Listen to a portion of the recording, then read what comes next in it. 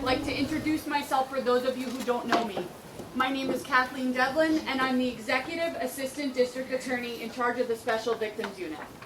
I'd like to thank all of you for coming out today, but a few people in particular: County Executive Ed Day,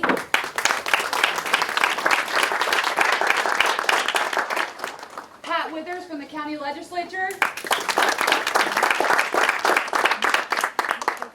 Chief Murphy from the Town of Haverstraw Police Department, Captain Marty Lund, also from the Town of Haverstraw Police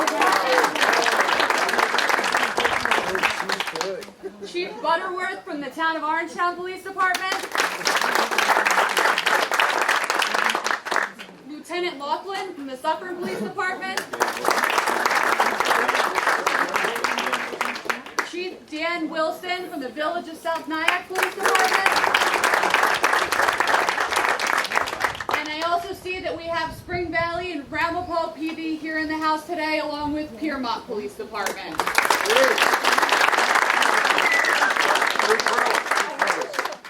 I'd also like to thank some people from the District Attorney's Office for making this happen today. I'd like to thank DA Tom Walsh and Chief Pat Crawley.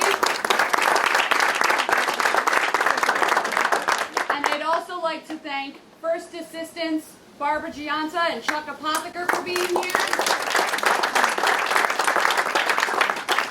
as well as Executive Assistant District Attorneys Nabila McLeod and Steve Moore.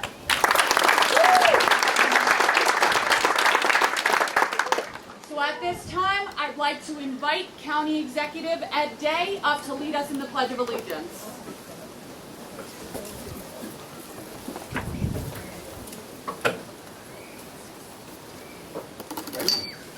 I pledge allegiance to the flag of the United States of America and to the republic for which it stands, one nation, under God, indivisible, with liberty and justice for all.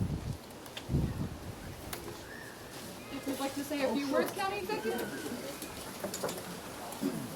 Thank you very much. It's great to be in a situation where you can actually see your dreams come true. The redevelopment of this campus has been ongoing for a few years now, and we've been able to provide now, as part of that redevelopment, a place for special victims. And that really is truly very important. Obviously, with all the law enforcement members here know and understand how critically difficult crimes of that nature are to handle, to investigate, and to, most importantly, help the victims get through something as emotionally scarring as that. So it's just really an amazing thing to see this very pastoral setting for a victim to come to, for your good work to get done as it relates to finding the criminals who commit these crimes. And again, I'm just very proud to be here today. I want to acknowledge the legislature also. This is a joint effort by the administration and the legislature over the last few years to continue redeveloping this campus, and this was one of the key parts of what we were trying to get done. And also, I want to acknowledge the DA Tom Walsh for his great work here. He's really come on strong, dealing with the issues of many issues we have dealing with now in law enforcement and prosecutions, and he's doing a great job. So I just want to acknowledge Tom and his staff for good work, Tom. And with that, I don't want to get, I know I learned a long time ago, don't get in between people and food. So I'm going to end it there and just say thank you very much for all that you do. I mean, we know it's difficult times for law enforcement right now, but obviously you understand the appreciation we have here for you in county government, obviously district attorney, but the people of Rockland are quite different than what we've seen on TV. And I just want to take a moment to tell all of you that when I travel this county, I hear good things about our cops. So I just want to take a moment to tell you that, because you need to hear that with the difficult times we're in today. So with that, thank you very much for having me.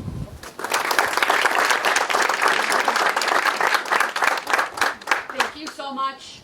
Before I invite District Attorney Walsh up to speak, I would like to acknowledge Chief Hurley of the Piermont Police Department, and also Barbara Gavin and Carla Ortiz of Child Protective Services.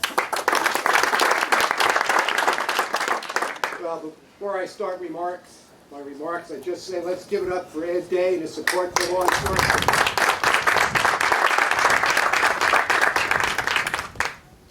Well, good morning, everyone. Thanks for coming out. I think we're going to have a great day, particularly the wind's going to die down, the temperature's going to go up, and the food is going to be good. Well, thanks for coming out. Now, our Special Victims Center unit officially started in 2011 at the campus of Good Samaritan Hospital in Suffern, New York. And since that time, it's been able to help many, many victims in Rockland County. And how can we do this? We do this by cooperation between victim services, safety and change, and our law enforcement, our police. And particularly during this troubled time where law enforcement is being questioned, I want to thank each and every one, police department, law enforcement, for your efforts on behalf of the people of Rockland County. You still go out every single day and help the victims of domestic abuse. The pandemic, amongst the other problems, has increased the pressure on families, causing more and more domestic violence. At least that's what's being reported, and I personally think it's underreported. So on behalf of the District Attorney's Office and everyone in Rockland County, hey cops, thanks for your good job. Thanks for going out there every day.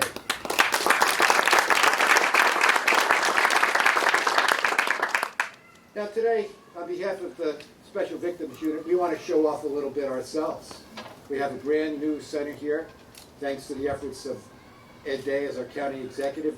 It opened up in 2019. If you get a chance a little later, please take the tour. We have to be a little social distancing as you go through.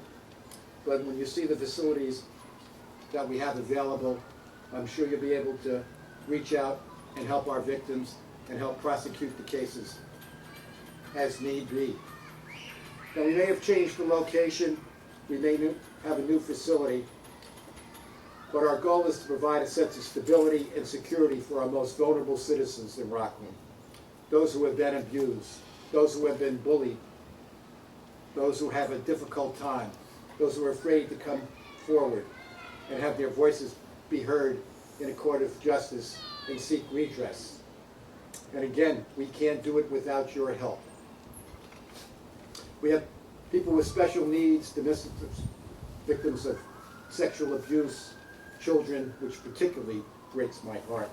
And I want to compliment the staff of CPS and our unit, SVU unit here for the DA's office, because, boy, I don't know if I could do what you do and go out every single day, particularly with the kids.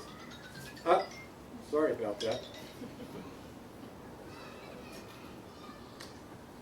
Now, the purpose of our center here is to provide a streamlined prosecution for victims of domestic abuse, sexual abuse.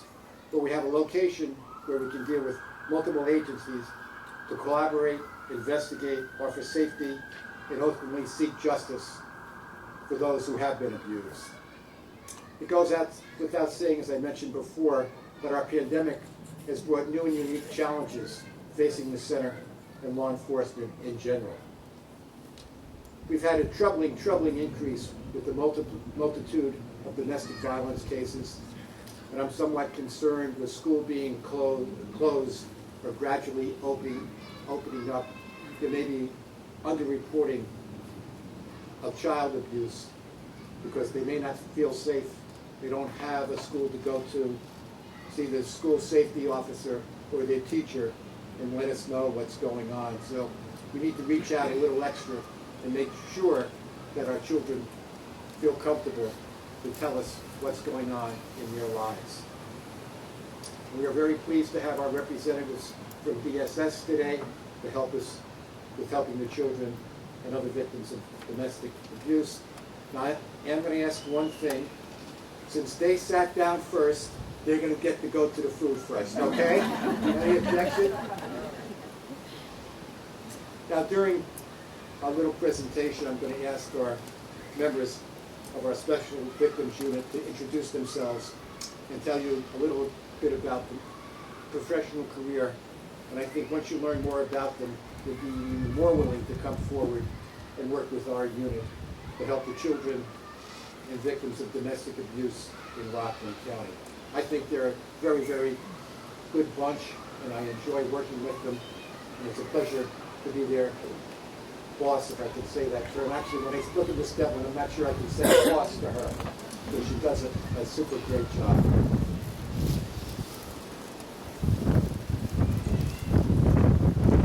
Now, please, as I said before, we're going to encourage you to take the tour, get to know our facility, please get to know our personnel, because I'm a firm believer that when you can put a name and face together, it makes you more comfortable and we'll be able all to work better. And thank you very much for coming out today. Thank you.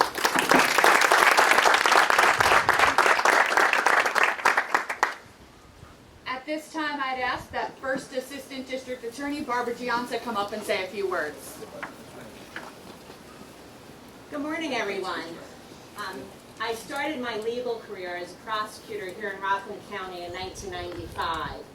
And at that time, the issues of domestic violence was really just coming to the forefront. Society was demanding a change, that we no longer accept domestic violence as marital issues, not to be taken seriously. And our focus changed to holding people accountable for crimes of domestic violence. Police departments started mandatory arrest laws. District Attorney's Office became focused on evidence-based prosecutions, and the world started to change. In 1997, the Rockland County District Attorney's Office was granted funds through the Violence Against Women Act, and I was appointed as the first senior assistant district attorney assigned to prosecute domestic violence cases. At that time, I was head of the division, which sounds great, but the division was myself and a part-time junior ADA. Today, under the leadership of District Attorney Thomas Walsh, the Special Victims Unit is responsible for the investigation and prosecution of all cases involving domestic violence, rape, elder abuse, child abuse, internet crimes against children, violations of order of protection, and sex offender registration violations.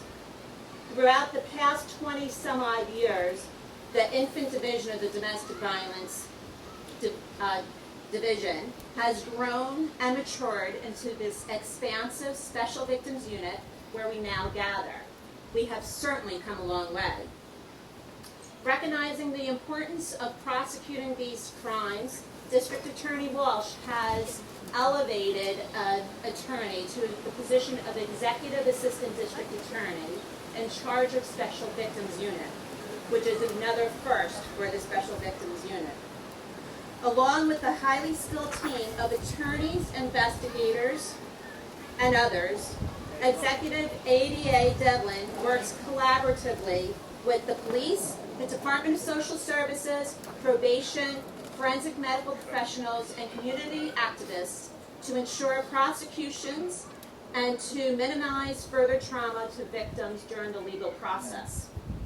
While the Rockland County has come a long way, there is no doubt that under the leadership of District Attorney Walsh, we will continue to grow with the Special Victims Unit and expand on its mission, which is to aggressively pursue justice on behalf of our most vulnerable victims and to hold criminals accountable while being sensitive to the unique needs and dynamics associated with these challenging crimes.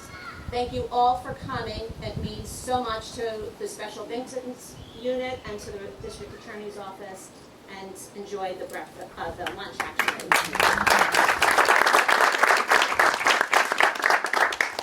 Thank you so much, Barbara.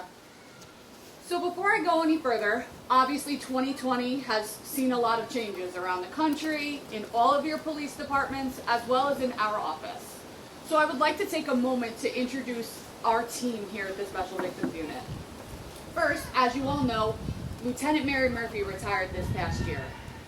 Lieutenant Marty Anson, I'd ask Marty that you stand up for a minute. Lieutenant Anson has come on board to help me run this unit on the law enforcement end. He's been a wonderful addition and has helped me get through the day-to-day operations of the unit. Detective Cusick, who is here somewhere, is still with the unit, and Detective Cusick, for the 6 years that I've been assigned to the Special Victims Unit, has been essentially my right hand. In addition to Detective Cusick, he has a new partner. As you know, along with Detective Lieutenant Mary Murphy, we lost Lily in 2020. She just retired, nothing else happened. We'd now like to welcome our newest canine, Fez.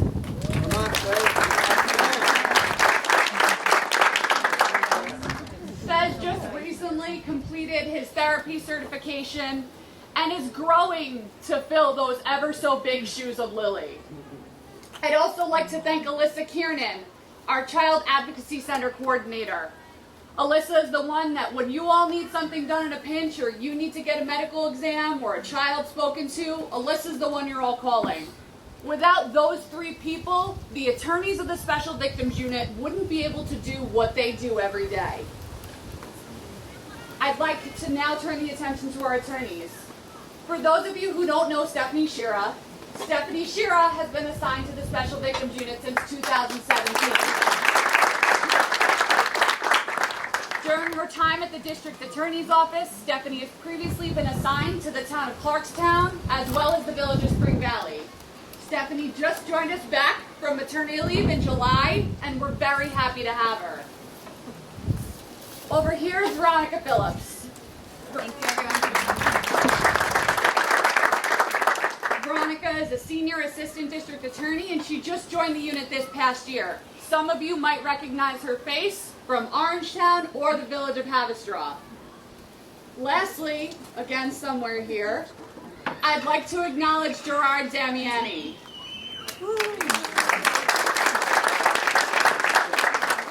Jerry is the part-time member of the unit, and Jerry is very much loved and fought over by the Special Victims Unit and the Village of Spring Valley Police Department. So, I guess a little bit about me for anyone who might not know me. I started at the District Attorney's Office in 2014. Before I was even admitted to practice law, I was second seating my first rape trial. And that's pretty much how my story with special victims went. Once they got their hooks into me, they never got out. In 2015, I was trained to forensically interview children. Not only did I take a several-day course, but I had everyday training here at the Special Victims Center, well, then over in Suffern, with Detective Lieutenant Mary Murphy, one of the foremost experts in the United States on the forensic interviewing of children. Several opportunities opened up throughout my earlier years at the District Attorney's Office that allowed me to take on a very heavy special victims caseload and handle some very serious cases. I got a lot of experience early on in my career. And I have to take a moment to especially acknowledge Steve Moore, because without Steve's support and constant guidance, I wouldn't be here where I am.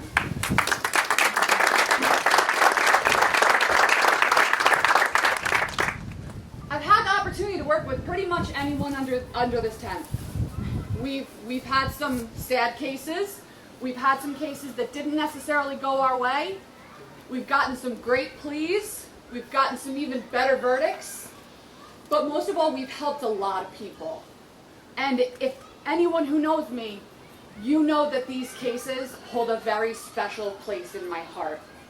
So when District Attorney Walsh informed me at the end of 2019 that I'd be taking over the head of the unit, to say it was an honor doesn't even give the emotions I felt the appropriate amount of credit. So I'd like to thank you, Tom, for the opportunity and believing in me.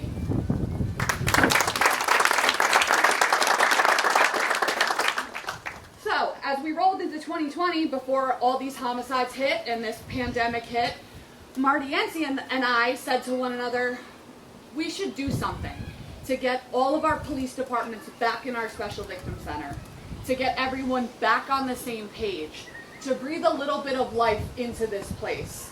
So I mentioned that in passing, and before I knew it, DA Walsh and Chief Brawley assigned Veronica Phillips and Stephanie Shira to kind of make it happen. So they're really the ones who deserve all the credit for this here today. So I just asked everybody to give them a round of applause.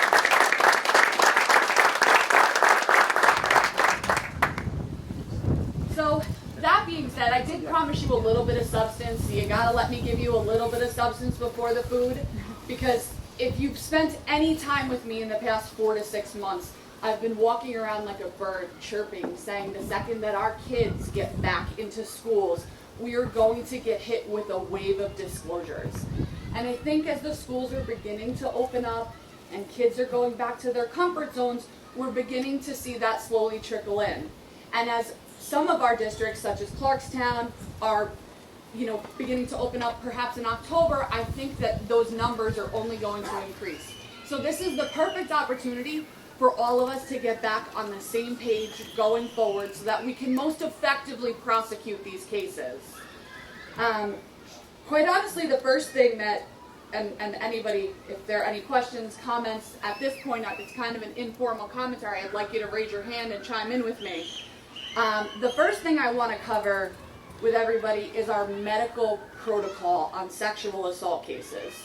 Quite honestly, throughout my time in special victims, this is the phone call I receive the most. Kathleen, I have a victim, what do I do? So, I think everybody here, if you don't know, evidence collection in a sexual assault case is only possible for the first 96 hours from the person of the victim or the complaining witness. Now, I'm a lawyer, so I'm obviously not really great at math, but 96 hours, 4 days. So that's what we in legal speak or even medical speak call an acute disclosure. So, if you have an adult that is reporting a sexual assault within that 96-hour window, we need to be taking them to the hospital. So, if your victim presents in your police department, you're going to take them obviously to Montefiore Nyack, or you're going to be taking them to Good Samaritan Hospital. Before doing so, or as you're doing so, alert the Center for Safety and Change. We have representatives from the Center for Safety and Change here today. Guys, if you could just give a little wave. Not only are they going to be the agency dispatching your sexual assault forensic examiner, but they are also going to dispatch a rape crisis counselor to meet you at the hospital. Now, I know most people think rape crisis counselor, our victims are entitled to that person's presence under the law. It is the victim who decides whether or not that person is present throughout the proceeding. Obviously, victims don't always report to the police department. Sometimes you guys get called out to an emergency room. Nyack's calling you saying, we have a report of a sexual assault. In those instances, Nyack Hospital or Good Samaritan Hospital are going to be the ones alerting the Center for Safety and Change. The Center for Safety and Change has, some new personnel over there involved in their sexual assault forensic examiner program. I'd like to take a second to acknowledge Steve Carroll. Most of you are probably familiar with Tara Healy. Tara has since retired, and Steve is a family nurse practitioner who has taken over. I've already had the opportunity to work with Steve on a Spring Valley case, and I have to say, he has exceeded my expectations thus far. So, obviously, adult sexual assault's not our only concern. What about a child sexual assault? So, for a child who is 12 years of age and under, making an acute disclosure, that acute disclosure, an assault occurring within the past 96 hours, you are going to contact Westchester Medical Center. We have a Westchester Medical Center runs a pediatric forensic examination program. Veronica and Stephanie have prepared handouts with the appropriate contact information for both the Maria Ferrari Children's Center at Westchester Medical, in addition to the Center for Safety and Change. That's who you're going to be calling so that they can either have a pediatric sexual assault forensic examiner come out or one of their pediatricians come out. For a child who is 12 to 18 years of age and is making this acute disclosure, this is where it comes down to your preference. So as of right now, all of these staff at the Center for Safety and Change in their forensic examination program are trained in pediatrics. So for that 12 to 18-year-old window, you have the option to go to the hospitals here or make a call over to Westchester Medical Center. What about the kid who discloses a sexual assault that hasn't happened within the past 96 hours? You shouldn't just be letting that kid go by the wayside. Obviously, evidence collection, and acute injury aren't the only things that we're concerned about. We're concerned about the health of our child victims as well as other things. So that's when the Special Victim Center comes into play. In the course of your tour later on this afternoon, you'll see that we have a fully operative examination room, similar to the one that we used to have over at Good Samaritan Hospital, probably just a little bit nicer. In that instance, you're going to call Alyssa Kiernan from our office, and Alyssa's going to facilitate an appointment with either Dr. Ranka of the Institute for Human Development at Westchester Medical Center or a member of their staff. So when it comes to general sexual assault cases, I also get a lot of phone calls about, Kathleen, this isn't a rape. Can I actually collect evidence? Absolutely is the answer.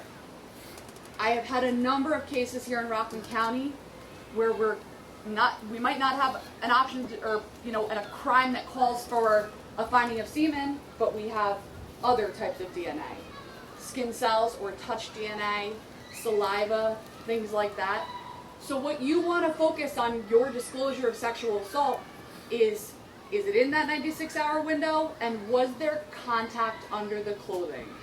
Whether it's oral contact under the clothing or just touching, there's still a possibility of evidence collection. Obviously, the smaller the amount of contact, touching versus intercourse or touching versus oral, the odds of collecting that evidence or the odds of that evidence being present, they decrease. But, you've all been involved in these cases. You all know how hard these cases are to prosecute. So any little bit of evidence that we can get to corroborate what our kids are telling us, what our victims are telling us, can go a really long way. Going along with bringing kids over here to the Special Victim Center, I want to encourage everyone to do it. I look around the room and I see a lot of faces I recognize, and I see a lot of faces that I see here on a really regular basis. But some of you don't come, and I get it. It's a pain for, some police departments who are not exactly conveniently located. Ramapo, Orangetown, we're a little bit out of the way for you guys. But our Special Victim Center here is a lot more welcoming and a lot less threatening than any police department I've ever seen. So I get it. It's a pain. But at the end of the day, as I remember, I think Steve Moore told me once upon a time, Kathleen, it's not about you.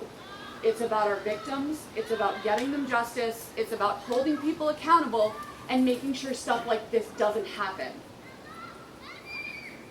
When you're bringing your victims here, we're co-located with Child Protective Services. This table of individuals over here, these are some of the best forensic interviewers in the county. Why aren't we trying to do our interviews together? Once again, I understand the jump of the gun. You want to get your investigation going. You want to sit there. You want to get a disclosure from this kid. But CPS needs to get that same disclosure. And as we all know, because we're all educated in this, the more we interview a child about a crime, the more we are re-victimizing them. I've literally had kids sit in a room with me, because I'm the fourth interview they've had that week, and look at me and say, I don't really want to talk about this anymore. But if we all work together and we all take the time to collaborate, we can minimize the damage that we're doing. And I know a lot of our police departments rely upon the district attorney's office to assist in their interviews, and we're glad to do that. But you all know what I tell you on a regular basis. You've got to get me that initial disclosure before we can jump in and help. And I don't know that we've ever had the opportunity to have the conversation about why we need that initial disclosure. Because myself, my attorneys, we can't be witnesses down in family court. The detectives, the child protective caseworkers, they're all going to be able to go downstairs and testify in family court should there be a neglect or abuse proceeding. The attorneys from the district attorney's office can't do that. So this, again, would be a perfect opportunity for our local law enforcement to collaborate with our child protective workers. And, you know, we obviously have a large population of Spanish speakers here in Rockland County. A lot of our child protective workers are Spanish speaking as well. So let's utilize the resources that we provide each other. You know, another thing that I'm not really seeing go on here is, obviously it's unique to some parts of the county versus others, are child fatalities. If you as a detective are called out on a child fatality, you need to notify Child Protective Services immediately. My unit also wouldn't mind getting the phone call just to keep us all on the same page. Because what you might not think is suspicious or something necessary to alert the DA's office or Child Protective about within the first hour or two might change 12 hours later. So again, let's just take the extra minute or two to work together and collaborate with one another. So just a few additional reminders, and then I promise I'll stop talking. You know, particularly to the kid cases and to the sexual assault cases, they are harder than any other case, because we know that most child sexual abuse cases and most sexual assault cases are not immediately disclosed. We find out about it 3 days later, 3 weeks later, 13 years later. So these are the times where we need to get creative in our evidence collection. What do I mean by that? Anyone who's watched me conduct a forensic interview hears me talk to that kid about the place where it happened. Tell me about the room. Tell me about the furniture. Where were you in the room? I urge you to respond to locations and where possible, take pictures.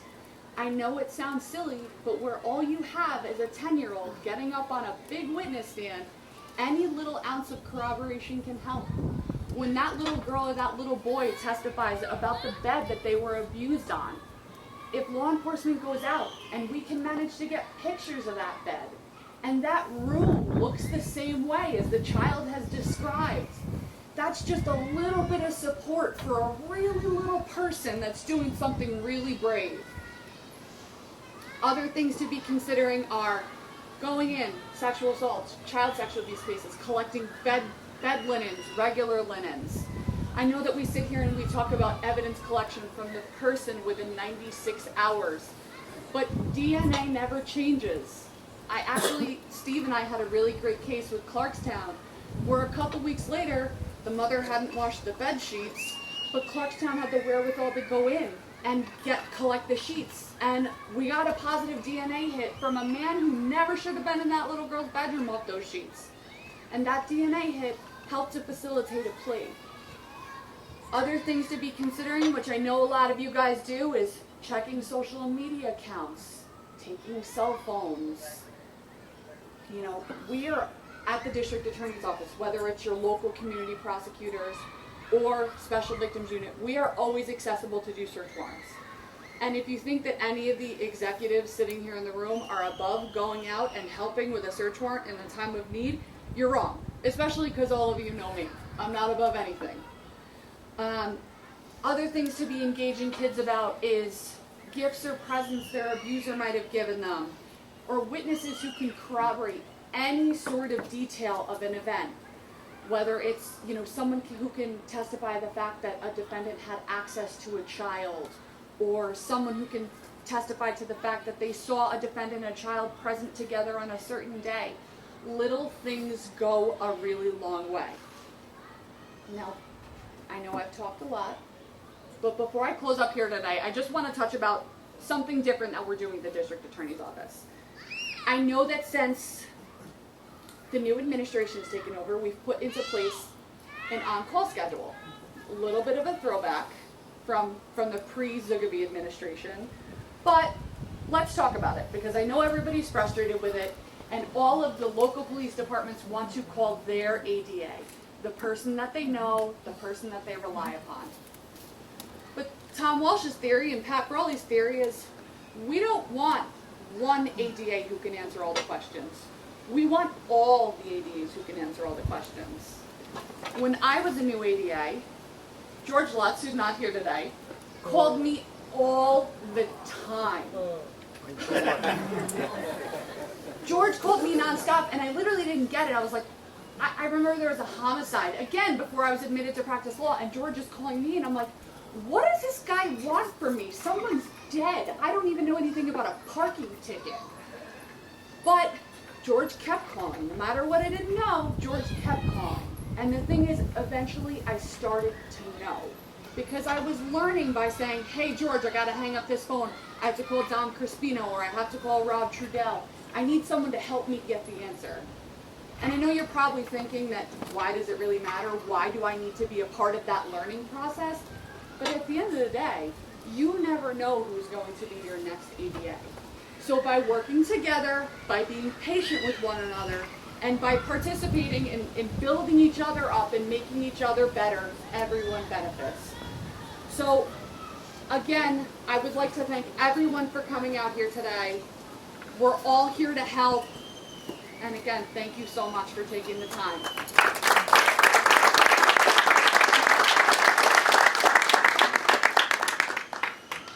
No, it's going on here, but anybody that doesn't know me, Marty Anson, I've been here at the DA's office for 31 years. Tom put me in charge of the Special Victims Center here with Kathleen in January.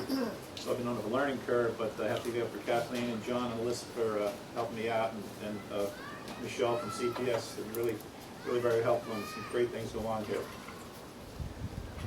If I can help you out in any way, give us a call, give Alyssa a call. One initiative that we started here at this Special Victims Center was internet crimes against children, which I thought there was a lack here in the county. So I became, or the District Attorney's Office became a member of this national network of investigators. And basically we investigate cases that are referred to from any electronic service provider, Google, Facebook, Kik, all the applications out there. They, through their security procedures, they churn for child pornography. If they pick something up, they send it to the National Center for Exploited and Missing Children. They sort of conduct an investigation, try to find out what area the country comes from through IP searches. They'll send it out to, if it's a New York case, they'll send it to the New York State Police, who's in charge of all the task forces in New York. And we're now an affiliated task force through the state police. They now refer cases to the DA's office that occur here in Rockland County.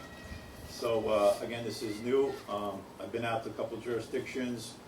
We conduct knock-in talks based upon the level of the pornography or the gravity of the pornography that is discovered. But down to Orangetown, Dan's helped me out with the knock-in talks, a minimal thing. If it's real grave, we'll work into a search warrant. We do have a search warrant working for Clarkstown. But whatever jurisdiction, I've been out to a couple of jurisdictions, got a lot of cases backed up, so I will be coordinating with you guys. We like to go out with you guys to assist us, do our knock and talk or search warrant, so I'll definitely be coordinating with the detective bureaus to help us out. I got a little flyer there on the table. If we can help out in any fashion relative to these types of investigations. Like I was talking to Clarkstown one day, and they had a young girl come into the PD, and she was sort of a victim of sextortion, and it really didn't go anywhere. It's usually out of the jurisdiction, but I sort of now tapped into every state in the nation. We can conduct these investigations if people are talking to one another based upon their IPs. So if that happens in your jurisdiction, we've got something to do, and I can help you out if you see that. So also, we can do mobile phone examinations relative to these types of investigations. So we're getting there. It's been a learning curve, but it's I've tapped into again the ICAC task force, which is this national program. They have all sorts of videos, training, presentations. So if you ever need anything relative to any of these providers or subpoenas, I can tap into it. So let me be a resource if need be, and appreciate your time.